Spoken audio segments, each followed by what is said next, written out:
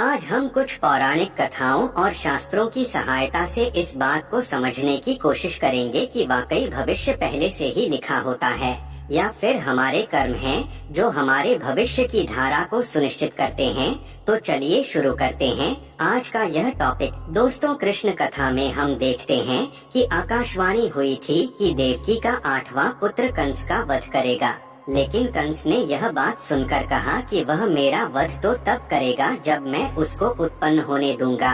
इस सोच के साथ जब भी देवकी के कोई बच्चा जन्म लेता तो कंस वहां आकर उसके जन्म से कुछ घंटों के भीतर ही मौत की नींद सुला देता था।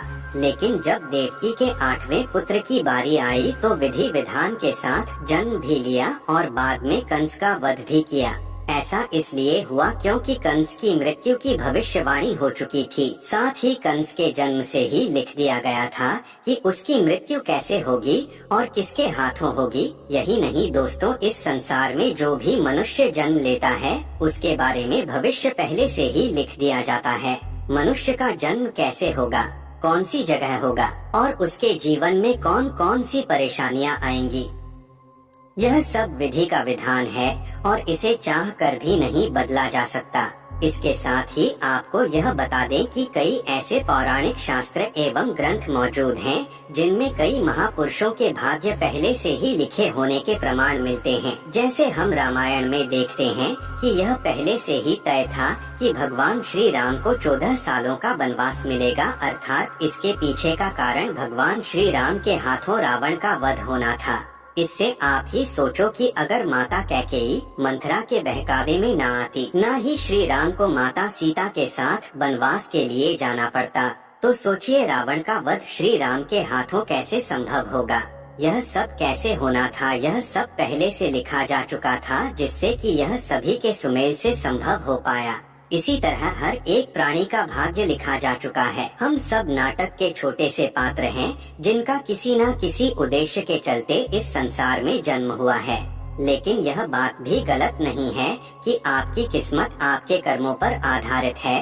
वह कहावत तो आपने सुनी ही होगी कि जैसा बोओगे वैसा पाओगे। अगर आप अच्छे और पुण्य के काम करते हैं तो आपके साथ सदैव अच्छा ही होगा, लेकिन अगर आपने जीवन में हमेशा बुरे काम किए हैं तो ज्यादातर संभावना है कि आपको उसका दुष्प्रभाव इसी जन्म में देखने को मिल जाएगा। अर्थात आपने अगर बबूल रूपी बुरे कर्म किए हैं तो आपको आम के फल कैसे मिल जाएंगे।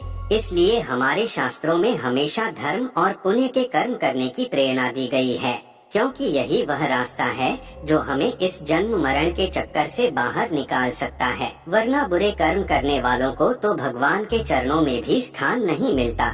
यही नहीं दोस्तों, तुलसीदास जी ने भी इस बात को स्पष्ट रूप से एक चौपाई में कहा है कि कर्म ही प्रधान है, यानी कि जैसा मनुष्य कार्य करेगा वैसा उसे फल मिल जाएगा।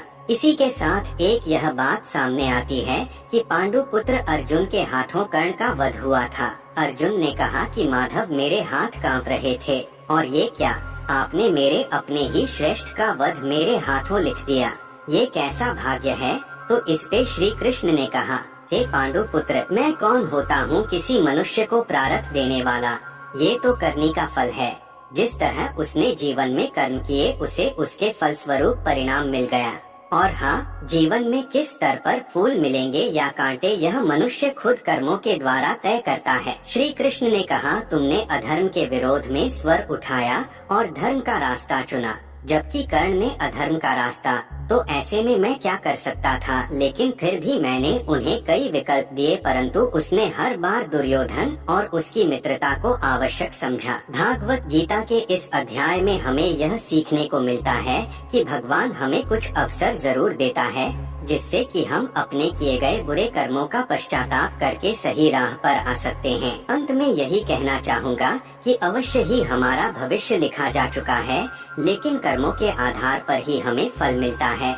और हम अगर अच्छे कर्म करेंगे तो जीवन को शांतिपूर्वक सुख समृद्धि प्राप्त करते हुए व्यतीत करेंगे।